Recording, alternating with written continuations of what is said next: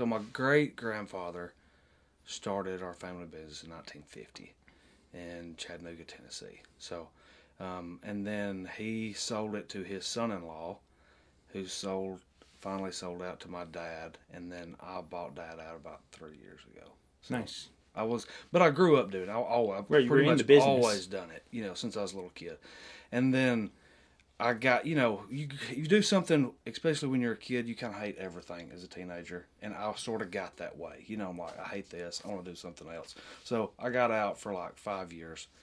And then Dad told me he was retiring. So, it's what I've always known. So I come back. But, What'd you do for the 5 years?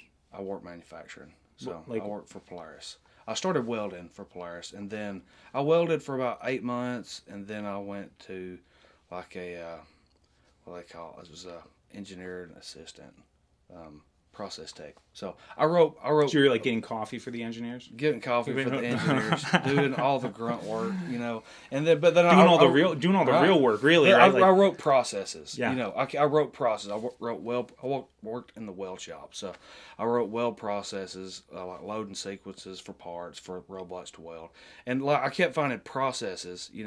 I never known about processes, but I kept thinking like, man, this applies to business. Oh, dude, this applies to business. I kept thinking that's the core of it. Right. So over the years, I kept thinking like, man, if I ever went into business, I would have all of this, and that has like greatly impacted how things went when I started the business, or when I took over the business from Dad. So, that's like a lot of people are like, oh, I'm going to start a business, and they start a job for themselves. Right. And the difference between a job and a business is processes and systems. Right. Yeah. That's what it is. Because once you have a process, like a duplicatable, scalable process, and a system that's duplicatable and scalable, then you can train someone on it. Right.